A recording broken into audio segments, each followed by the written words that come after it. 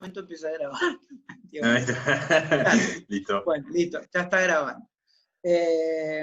A ver, hay algunas cosas que quedaron cuando empezamos a hablar de las reformas rivadavianas. Una de las cosas que quedaron en el aire son cosas que son importantes tener en cuenta. Por un lado, la cuestión de las reformas militares, digamos, que se llevan adelante.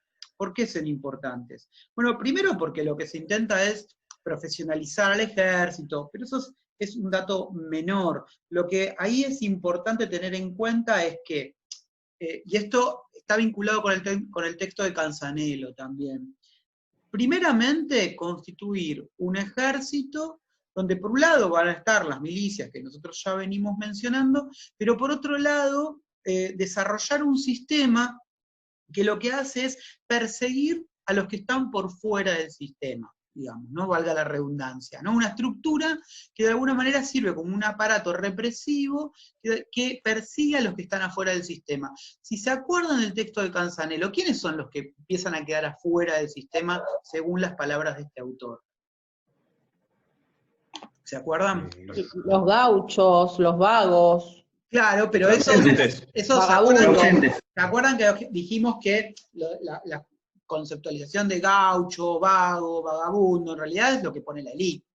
Ahí lo importante es que ustedes siempre tengan en cuenta que la diferencia está dada entre lo que serían los domiciliados y los transeúntes. Los que tienen domicilio son los que de a poco van a ser incorporados a la vecindad. Esa parte de la sociedad que, si ustedes quieren, se democratiza.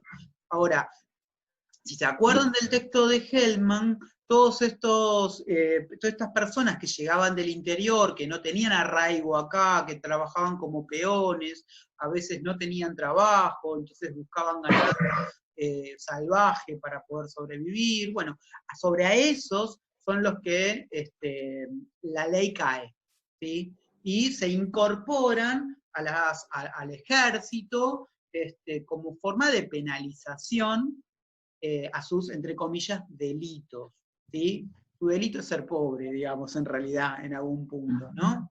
Ahora, claro. ¿Por qué es importante? Porque es parte de la estructura de los cambios militares que está articulado con un tema económico. ¿Cuál es la principal actividad de la provincia de Buenos Aires? Económica, digo, ¿no? Principal actividad. El agro. La producción agropecuaria y fundamentalmente la ganadera, ¿no? Fundamentalmente claro. La ganadera. ¿Cómo se logra?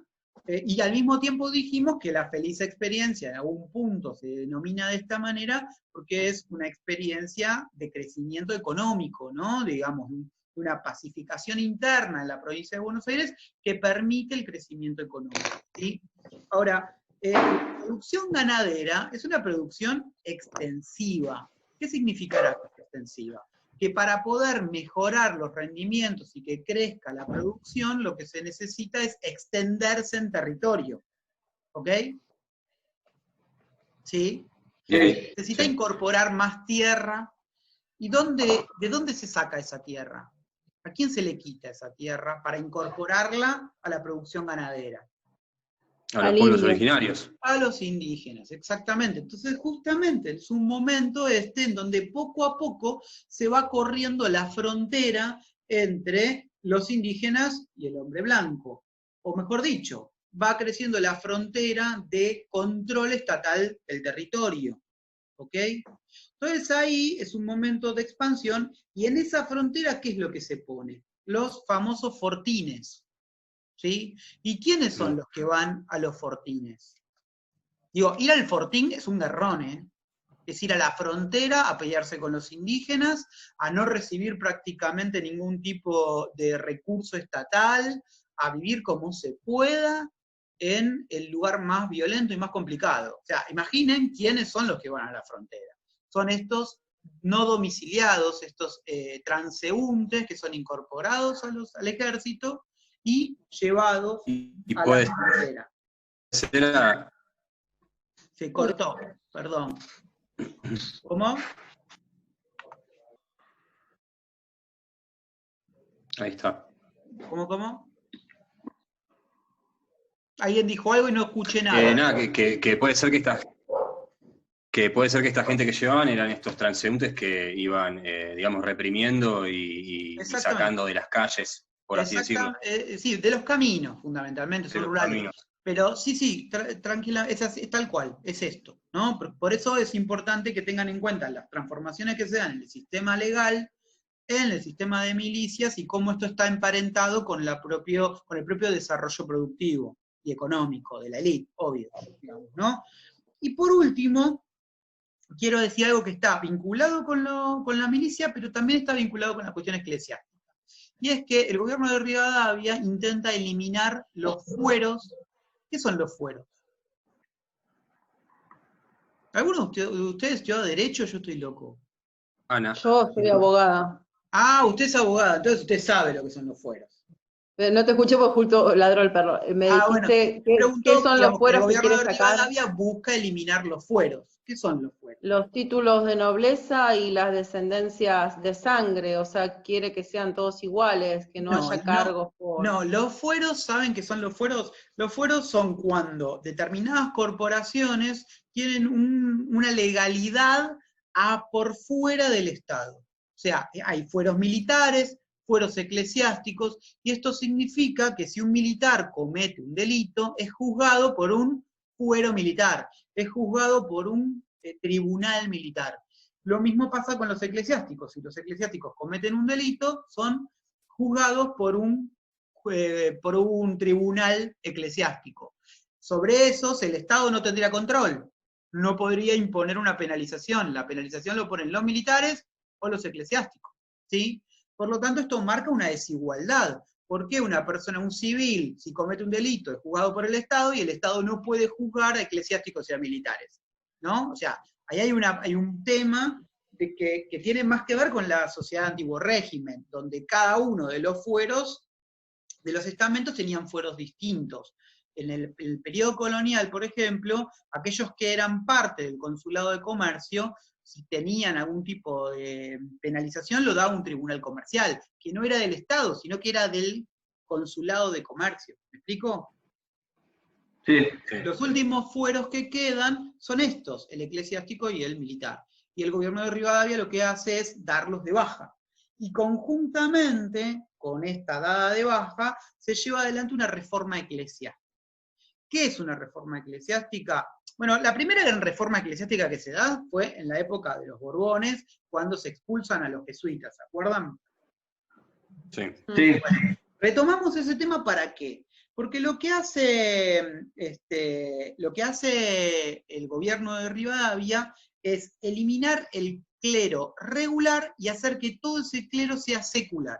¿Qué significa esto? ¿Cuál es la diferencia entre el clero secular y el clero regular? El clero secular es perteneciente a la iglesia de ese país, ¿sí?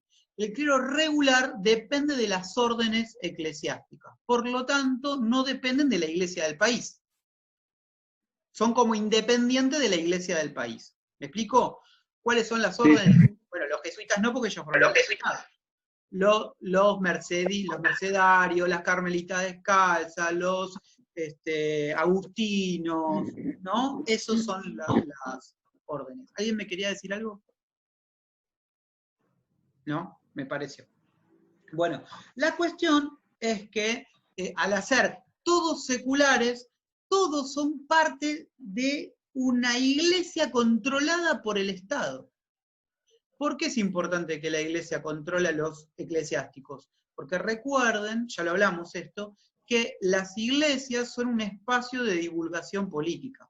Entonces, los curas pueden llegar a ser o un gran aliado político o un gran opositor. ¿Se entiende? ¿Sí? Y además, lo que se hace es la supresión del diezmo.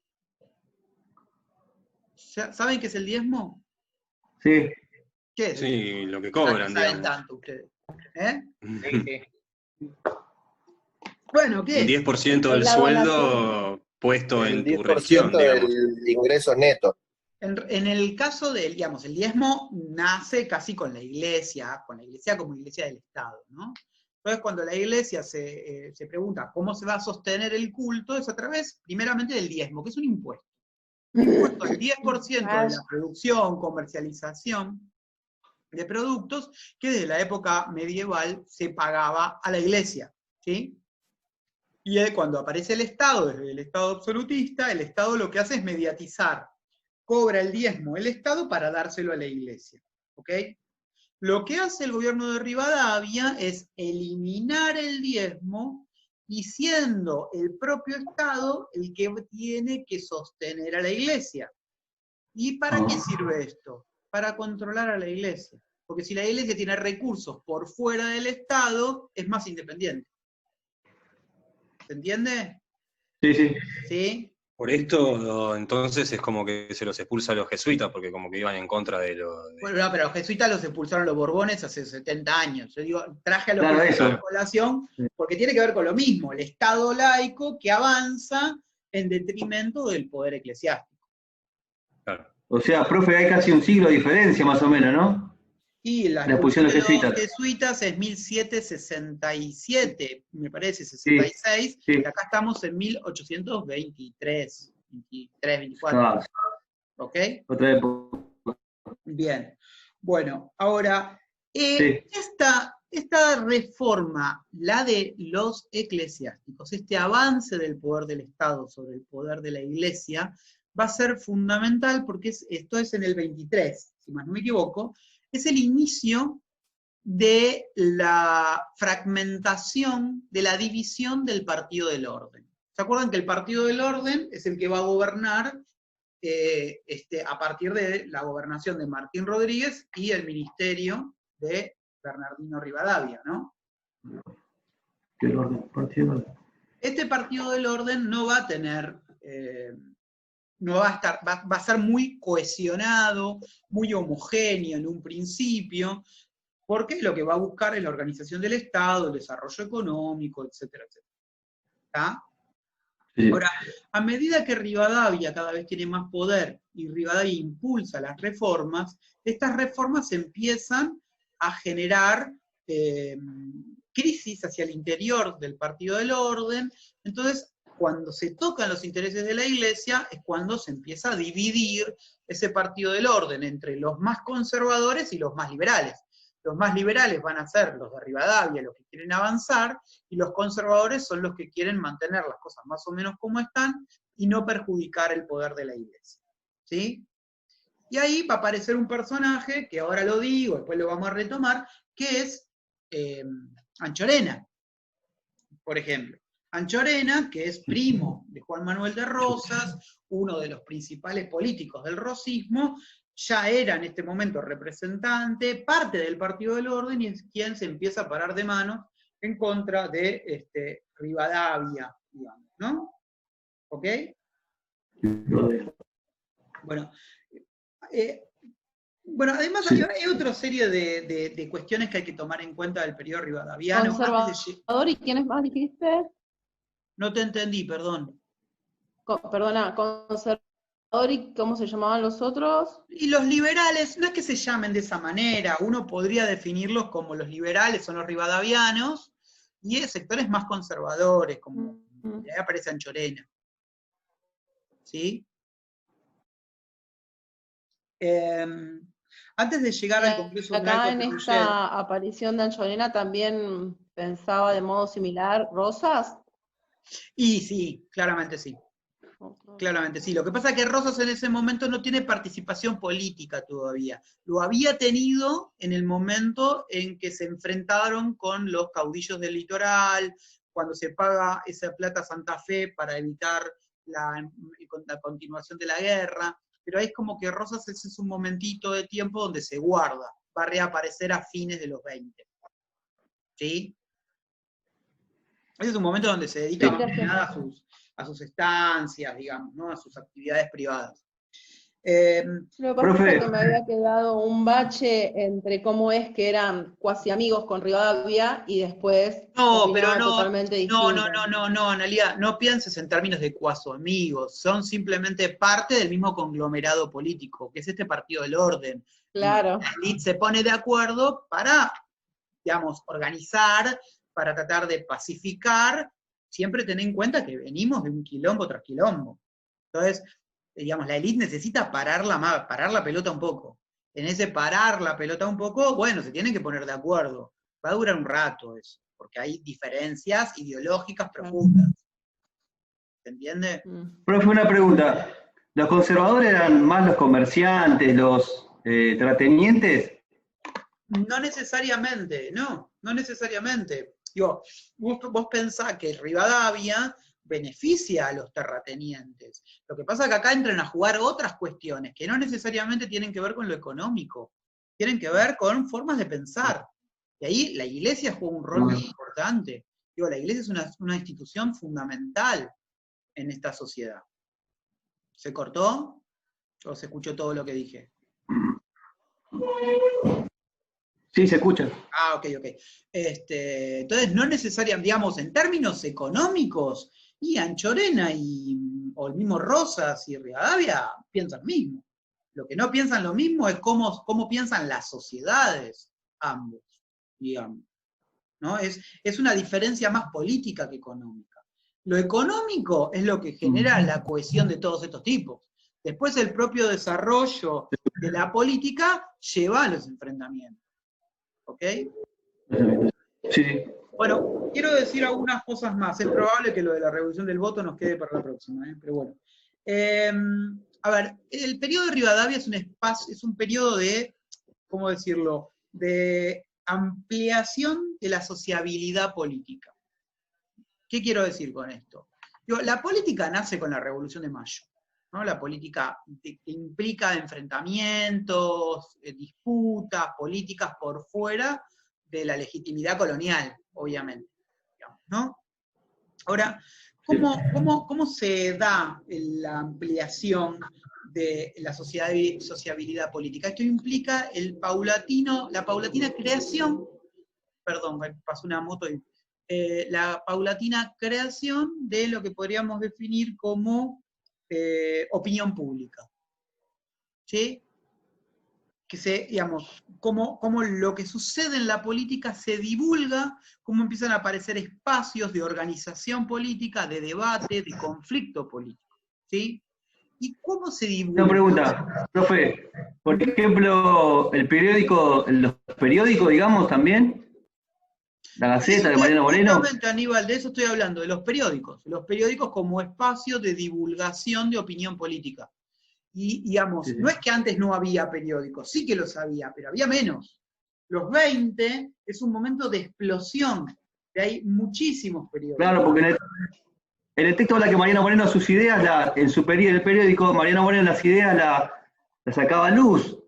Claro, pero en ese momento, en la década del 10, no hay tantos periódicos como en los 20. Tenías esa idea revolucionaria. Ay, se cortó un poco, pero bueno, los periódicos son espacios de divulgación ideológica, ¿sí? Y siempre responden a grupos de intereses, obviamente, ¿no? Pero en los 20 hay muchos periódicos, muchísimos. A diferencia de los 30, cuando ascienda Rosas al poder, va a haber muchos menos periódicos. Entonces, la sociabilidad política, la creación de opinión pública, ¿cómo se manifiesta? Bueno, por ejemplo, con creación de periódicos. Por ejemplo, con la formación de asociaciones políticas. ¿Qué son asociaciones políticas? Son organizaciones donde se junta la élite a discutir política. Y a discutir política implica inclusive en participar en la política. La más conocida es la sociedad literaria y de sociedades de beneficio, la sociedad literaria, que son espacios en donde la élite intelectual discute política e impone política. ¿Se cortó? Un poquito. Un poquito, pero ¿se entendió lo que dije? Sí. Bueno, entonces lo que hay es más debate público.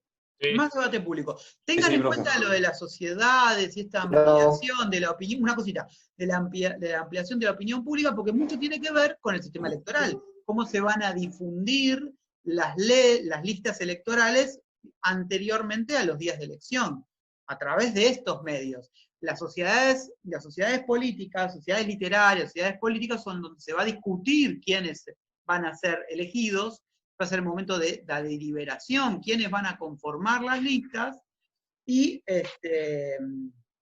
los periódicos van a ser espacios de divulgación de las listas. ¿Ok?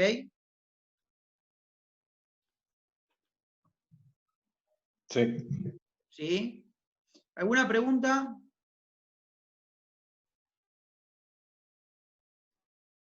¿No? ¿Alguna pregunta? Hola, hola. ¿Me escuchan? No, profe, ninguna pregunta por acá. Sí, profe. Ah, que se está como cortando, ¿no? Un poco. Ahora sí. Un poco. Yo la Sí. verdad que hace 3, 4 minutos que no le entiendo nada, se corta todo. Claro, bueno, igual tengan en cuenta que Queda por grabado, suerte después lo todo miraré en esto se YouTube. está grabando.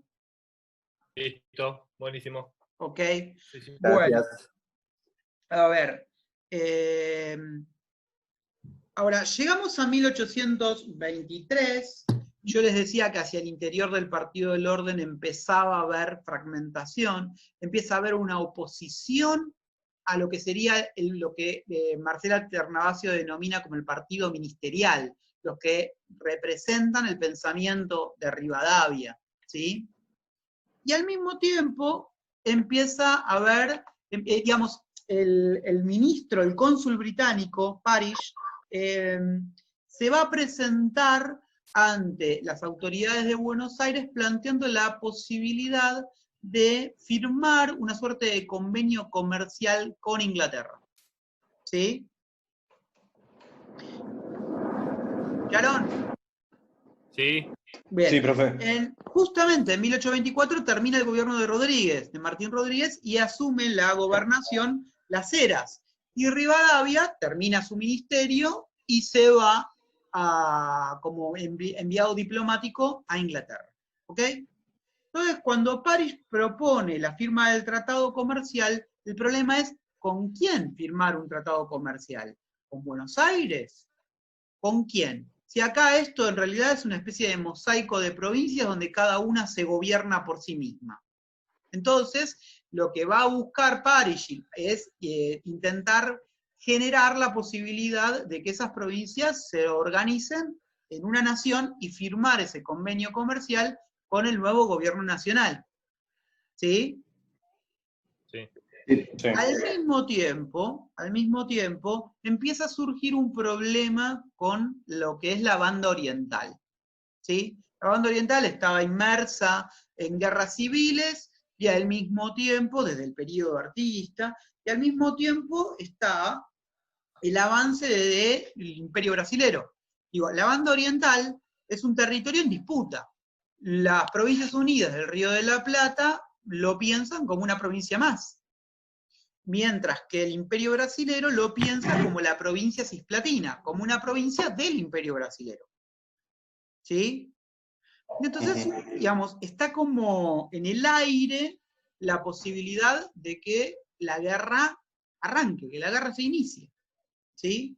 Entonces, ante el peligro de la guerra, más la búsqueda del tratado comercial con los británicos, el gobierno de Buenos Aires se reúne con el resto de los gobernadores y se decide la concreción de un Congreso General Constituyente que va a reunirse en Buenos Aires y que va a funcionar entre 1824 y 1827.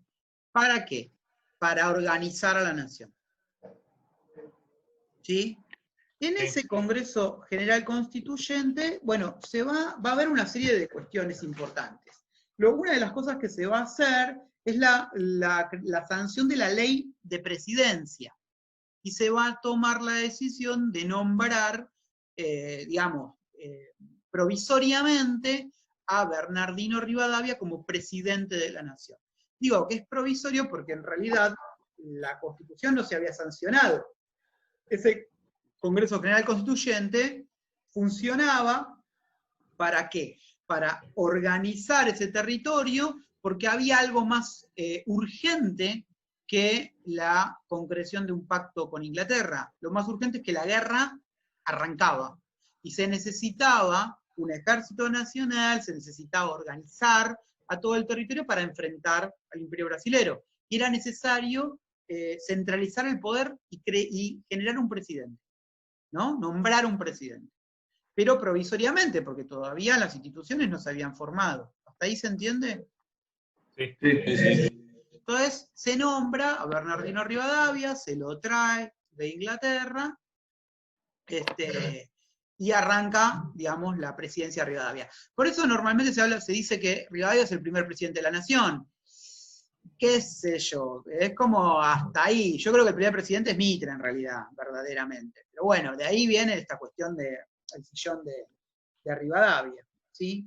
Ahora, dentro del Congreso General Constituyente, bueno, va a haber un montón de disputas. Y ya la fragmentación del poder en Buenos Aires ya también se va a ver expresada en los diferentes partidos hacia el interior del Congreso General Constituyente. ¿Ok? El primer problema que se va a generar en ese Congreso General Constituyente tiene que ver, digamos, con esas disputas que ya existieron en el Congreso previo, que es el enfrentamiento de lo que ya 5 años después vamos a denominar claramente como el enfrentamiento entre federales y unitarios. ¿Sí? ¿Por qué? Porque, a ver, empieza, la primera discusión es si la nación existe. ¿Había nación o se está creando en ese Congreso General Constituyente? Porque la cuestión es, ¿cuántas soberanías hay? ¿Sigue habiendo tantas soberanías como provincia? ¿O en realidad hay una sola soberanía que es la del pueblo argentino, que por coyunturas no se unificó, pero ya existe? Entonces, por ejemplo, Agüero, que es un representante porteño, unitario, plantea que el pueblo argentino existe, la nación argentina existe a partir del 25 de mayo de 1810. Y Gorriti dice no, Gorriti, que era jujeño, dice no hay nación. Cada provincia se autogobierna, lo que estamos creando con el Congreso General Constituyente es la nación. ¿Se entiende? ¿Sí? Y en esa disputa, lo que hay que terminar de decidir es qué tipo de organización va a tener la nación. ¿Cómo va a ser esa constitución? ¿Federal o unitaria? ¿Sí? Chicos, faltan 3 minutos para que se termine la sesión. Hagamos una cosa, cerramos, volvemos a entrar, pero nos vamos a dar 5 minutos para entrar. ¿Sí? Okay. En 5 minutos entramos todos. Así se termina de convertir lo que estoy grabando ahora y no perdemos nada de la clase. ¿Les parece? Dale. Sí, bueno. Perfecto. 5 minutos. Avise usted por WhatsApp, profe. Bueno, listo, chicos. Perfecto. Dale, profe. Hasta luego. Ya pongo a grabar de nuevo. Bueno.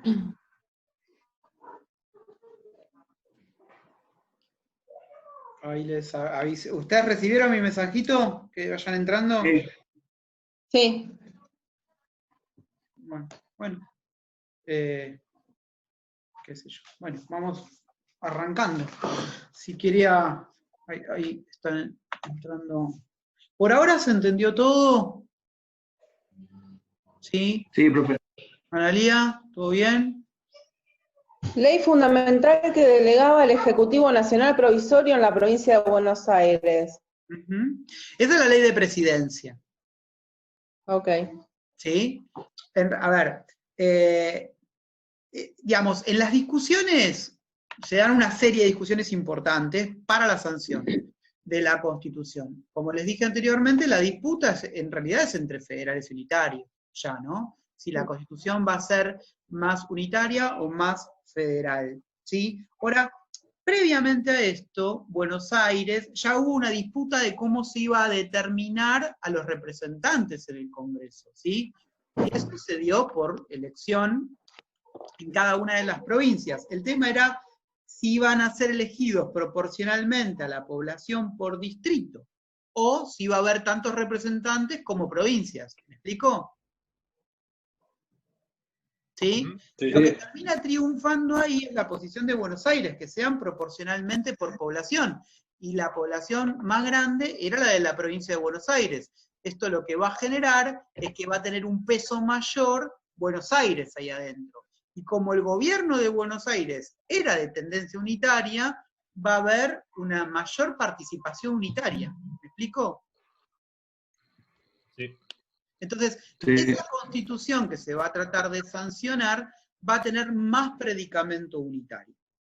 Y ahí hay varias cosas que tenemos que tomar en cuenta. Primero, ¿se acuerdan que el gobierno de Rivadavia, perdón, el de Martín Rodríguez, con Rivadavia como gobernador, era el que va a llevar adelante la ley electoral del 21, que ya hablamos, era una ley muy democrática, ¿sí? Que permitía votar a muchísima gente. Bueno, esos mismos tipos que habían permitido votar a mucha gente en el 21, van a imponer un sistema muy restrictivo de voto en 1826, en esta Constitución del 26, mostrando quiénes son en realidad, digamos, ¿no? Acuérdense que el voto del 21 estaba más vinculado con eliminar el sistema asambleario de los cabildos, ¿sí? Y estos tipos saben que en el resto del país no van a controlar los votos como la pudieron controlar en la provincia de Buenos Aires durante un tiempo. Entonces quieren poner límites, que voten solamente los propietarios y que no voten todos los que son considerados dependientes. O sea, todos los empleados son considerados dependientes y por lo tanto no podían votar. ¿Sí? Y ahí sí hay un enfrentamiento fuerte. Por ejemplo, Dorrego, de tendencia federal, que era representante dentro del Congreso Federal Constituyente, plantea de que el gobierno, digamos, los rivadavianos lo que quieren imponer es una semidemocracia basada en la billetera, en el dinero. Hola, hola. Sí. Hola. Bien. Ahora, y hay otra cosa que es muy importante que tengan en cuenta, es que el grupo rivadaviano quiere imponer como les dije anteriormente, un sistema unitario. Este sistema unitario, como ya hablamos muchas veces, una de las provincias que podría llegar a ser muy resistente al unitarismo es Buenos Aires. ¿Sí? Entonces, ¿qué es lo que quieren imponer? Dos cosas quieren imponer. Primero, una ley de capitalización. ¿Qué es una ley de capitalización? Es quitarle decretar a Buenos Aires como ciudad capital de la nación y quitársela a la provincia. ¿Sí? Sí. Si le quitan a la provincia la ciudad de Buenos Aires, le quitan el puerto. Y si le quitan el puerto, le quitan los recursos. ¿Sí? O sea, Buenos Aires pertenecería a la nación. ¿Qué es lo que va a terminar sucediendo, pero en 1880, no ahora? ¿Ok? Y otra cosa que quieren hacer es dividir a la provincia de Buenos Aires. Quieren que la provincia de Buenos Aires deje de ser una provincia para pasar a ser dos. Dividirla al norte del río Salado y al sur del río Salado. Al norte del río Salado, no me acuerdo ahora los nombres que le pusieron a las provincias, pero la del norte del río Salado era con capital en San Nicolás, y la del sur del río Salado sería con capital en Chascomús. ¿Sí? Obviamente esto genera un quilombo enorme dentro de los ganaderos de la provincia de Buenos Aires, dentro de una parte muy importante de la elite de la provincia de Buenos Aires, que antes había apoyado a los rivadavianos, pero ahora no quieren saber nada, porque le quitan el puerto y además dividen la provincia. Ahí se va a empezar a escuchar la voz de Rosas poco a poco, que es uno de los que de ninguna manera aceptaría la división de la provincia de Buenos Aires. Y esto va a generar mucho ruido interno dentro de la provincia de Buenos Aires, donde se va a manifestar una oposición cada vez más grande, hasta tal punto que para 1828, quien va a gobernar la provincia de Buenos Aires ganando las elecciones, van a ser los federales con Dorrego a la cabeza. ¿Sí? ¿Qué fecha dijo, profe? A partir del 28. Ahora, bien. digamos, mientras tanto, esa constitución que se va a sancionar en 1826, tiene que estar refrendada por las provincias. ¿Sí? Si no tienen la autorización provincial, no va a valer de nada. ¿Ok? Sí. Entonces, pero quieren imponer una constitución que es muy unitaria. No tanto como el del 19, pero muy unitaria. Digo, no tanto porque, por ejemplo, si se acuerdan, la constitución del 19, el presidente imponía a los gobernadores, ¿se acuerdan? Ahora, esta constitución lo que dice es que el presidente nombra a los gobernadores, pero cada provincia presenta una terna. ahí sea el presidente, bueno, son uno de estos tres. Pero el pueblo provincial no elige electoralmente a los gobernadores. Los determina el presidente. ¿Sí? Entonces, es una constitución muy unitaria y además se presenta toda esta situación muy conflictiva con la provincia de Buenos Aires, quitándole la ciudad y dividiendo la provincia. ¿Sí? Entonces, lo que termina sucediendo es que ninguna provincia acepta la Constitución nunca va a tener vigencia, Rivadavia va a renunciar a su cargo, todo esto en el medio de la guerra con el Brasil. La guerra con el Brasil se volvió muy difícil de sostener económicamente, porque era una guerra que no tenía una resolución fácil. Era una guerra donde marítimamente Brasil tenía ventaja y en tierra tenía ventaja la Argentina. Entonces, era una situación medio de empate y medio que estaba desangrando al gobierno argentino y al gobierno brasileño. Entonces, el gobierno inglés, como son tan solidarios, se proponen como mediadores. ¿Sí? Y en esa mediación se termina buscando una solución salomónica. ¿Cuál es la solución salomónica? La banda oriental no le va a pertenecer a lo que hoy es la Argentina, tampoco le va a pertenecer al Brasil, sino que se va a crear una república independiente, la República Oriental del Uruguay. Así nace Uruguay. ¿Sí? Para algunos autores nace como parte de los propios intereses británicos, ya que es un territorio pequeño pero muy rico, que hubiera generado cierto desequilibrio. Si Brasil se quedaba con ese territorio, Brasil hubiera sido más poderoso de lo que terminó siendo, y si la Argentina se quedaba con ese territorio, hubiera sido también poderoso, ¿no? Pero bueno, la cuestión es que cierro con esto, ¿ok? La semana que viene, ahora les digo qué tenemos que ver, aparte del de Ternavasio, que era para hoy.